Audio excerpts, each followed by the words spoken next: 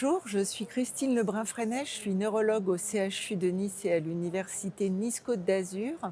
Et j'ai eu le plaisir de présenter aux Journées de neurologie de langue française dans la session de la Société francophone de la sclérose en plaques ce qu'apportaient les nouveaux critères diagnostiques de sclérose en plaques en pratique.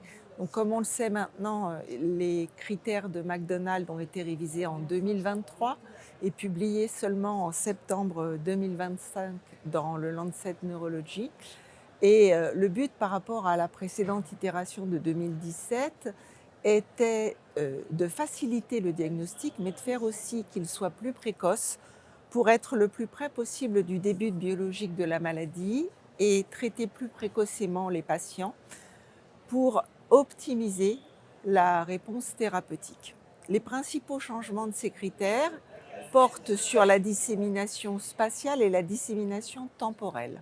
Pour la dissémination spatiale, l'apparition d'une 5e topographie, celle du nerf optique, en plus des 4 précédentes, qui sont la moelle, la fosse postérieure, le juxtacortical et le périventriculaire. Et la particularité pour les formes d'emblée progressives de reconnaître comme une dissémination spatiale suffisante la présence de 2 lésions médulaires. Et le deuxième item, c'est la dissémination temporelle, avec bien sûr toujours la possibilité de suivre les patients en IRM et de traquer l'apparition de nouvelles lésions T2, ou simplement sur la première IRM, de mettre en évidence des lésions d'âge différents en injectant du produit de contraste et en voyant des lésions rehaussées et des lésions non rehaussées. Et puis bien sûr, la grande avancée, c'est l'apparition de nouveaux biomarqueurs qui vont servir de proxy pour remplir la dissémination temporelle, à condition qu'on les ait dès le début de la maladie. Le signe de la veine centrale, avec une majorité de lésions qui sont vénulocentrées, les anneaux paramagnétiques, si on a peu de localisation, et un LCR positif, soit des bandes oligoclonales uniques, soit un index kappa augmenté.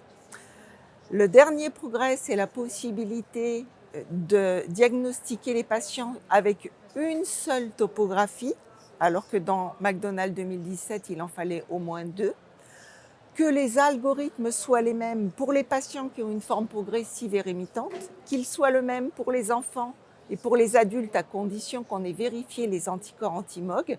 Et enfin, les patients ne sont pas obligés d'avoir un événement symptomatique clinique spécifique. On peut les diagnostiquer au stade de syndrome radiologique isolé dans certaines conditions, à condition que les biomarqueurs de dissémination temporelle soient là pour apporter la spécificité en l'absence de symptômes cliniques.